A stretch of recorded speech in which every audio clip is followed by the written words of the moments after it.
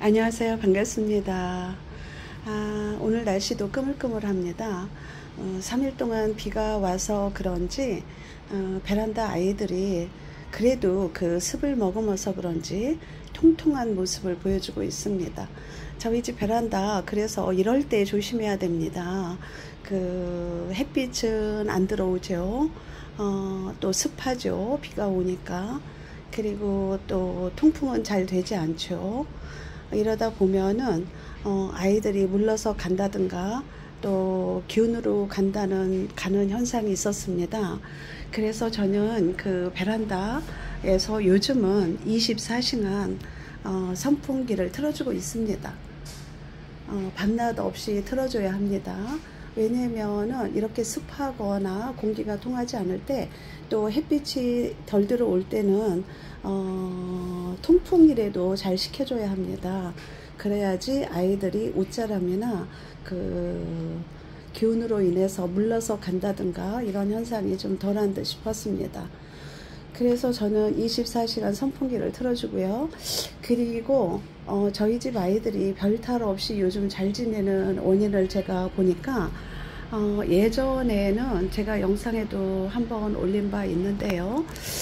예전에는 봄인지 여름인지 가을인지 겨울인지도 모르고 아이들을 데려다가 분갈이를 했습니다. 그러다 보니까 여름에 장마철에 많이 아이들이 자리도 못 잡은 상태에서 아이들이 물러서 갔고요.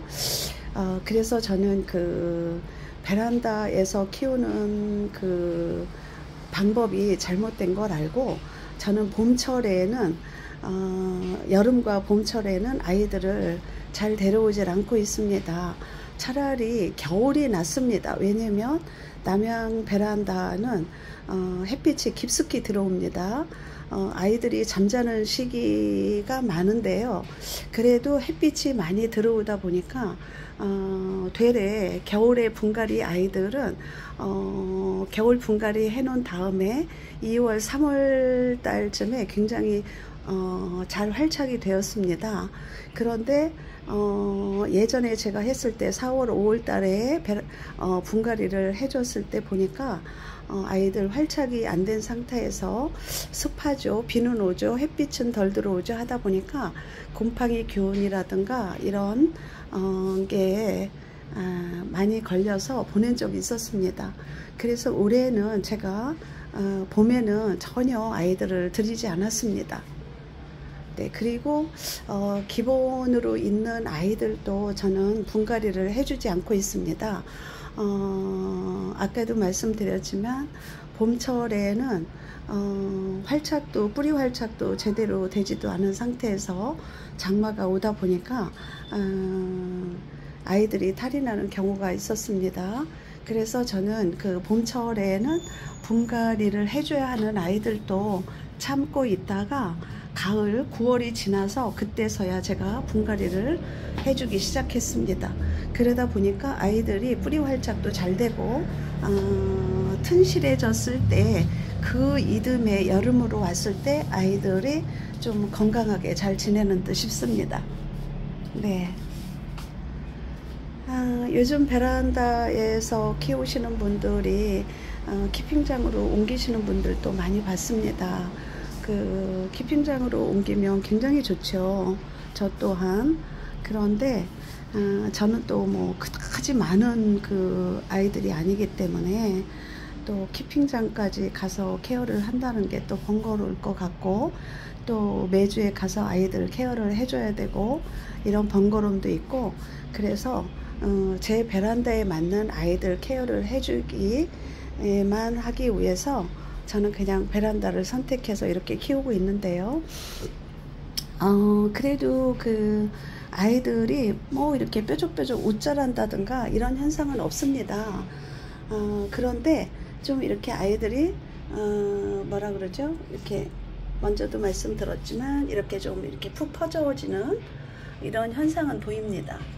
네, 이렇게 동글동글 모아져야 되는데 이렇게 푹 퍼져지는 모양은 보이는데요. 그런데 여기에서 뿔뚝 솟아서 이렇게 옷자라는 현상은 아직 보이지 않고 있습니다. 네. 아이들이 뭐 그냥 그대로 퍼진 현상은 있지만 웃자라는 현상은 아직 보여주질 않고 있습니다. 이대로만 케어를 해주면 아이들이 건강하게 잘 지낼 듯 싶고요. 그리고 또 한 가지 중요한 거는 그 아이들 물을 거의 단수를 해야 합니다. 아이들 입장이 그 물을 머금고 있는 상태에서 요즘 습하지 않습니까? 이러다 보니까 조금 말랑거린다고 해서 물을 얼른 줘면 그 아이는 웃자람으로 변해갔습니다.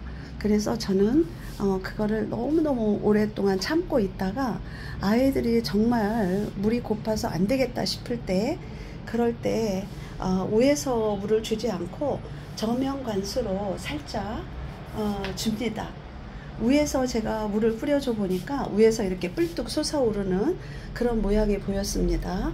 그래서 요즘 저는 저명관수로 해주고 있습니다. 하나씩. 그러나 그 요즘 그 장마철로 또 오면서부터는 물을 정말 아껴야 되겠습니다. 아이들이, 제가 예전에 그 탈이 난 아이들을 뒷베란다 쪽, 햇빛도 없고 이런 쪽에 제가 데려다 놨는데요. 물을 주지 않고 약만 균 약만 몇 번 뿌려주고 그 햇빛도 별로 들어오지 않는 곳에 뒀는데요. 아이들이 가는 아이가 없었습니다. 물이 안 줬어도. 네. 그런데 물을 잘못 주어서 과습으로 아이들이 가는 경향이 많았습니다.